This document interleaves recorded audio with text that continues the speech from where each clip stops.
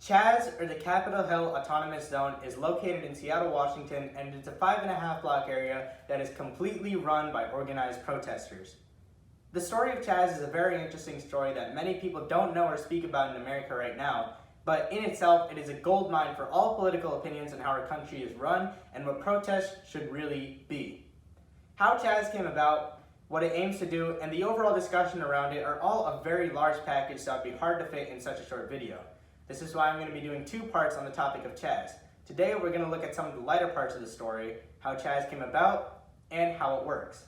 Tomorrow we're going to try to dig deeper into two of the more nebulous parts of CHAZ, what it aims to do, and the overall discussion about CHAZ in political America. The story of how CHAZ came about is an interesting one in itself. Starting on June 1st, protesters gathered outside the SPD's Capitol Hill precinct every night, and on most of these nights the SPD used flashbangs, pepper spray, and tear gas to send them off behind the border that they built to protect the building. However, on June 5th, Mayor Jenny Durkan announced a 30-day moratorium on tear gas, which basically meant that the SPD was not allowed to use tear gas on protesters for the next 30 days. On June 8th, the SPD vacated the Capitol Hill precinct, which was a shocker to most people. It was actually an action taken by Mayor Durkan to mollify the contention between the protesters and the police. This was not taken lightly. Many in the police force expected the building to completely be burnt down, but something much different happened than it being burnt down. You remember the aforementioned borders that were built to keep the protesters outside of the precinct and to keep the building safe? These barricades were actually used to make a 5.5 block area, and the area was declared the Capitol Hill Autonomous Zone.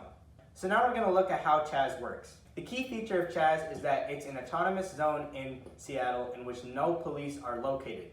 The idea behind not stationing police in the area is a form of protest against police brutality and power that the police hold over citizens to make them live in fear. We're going to go more in depth on this topic next video, but just stick with me here today.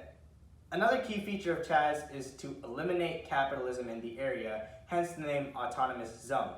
This means that food, water, and clothing are all provided to denizens at no charge.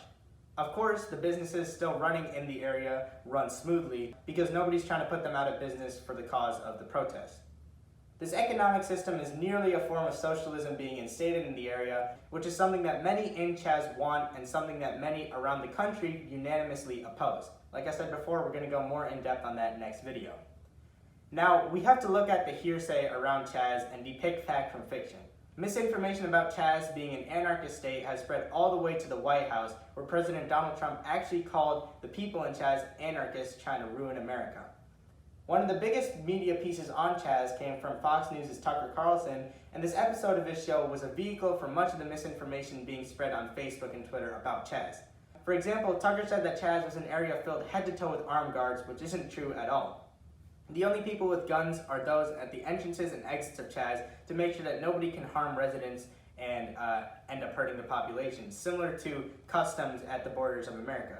Another piece of information is that CHAZ is impossible to get into or leave, which is a complete lie because many reporters can just walk in and out as they please.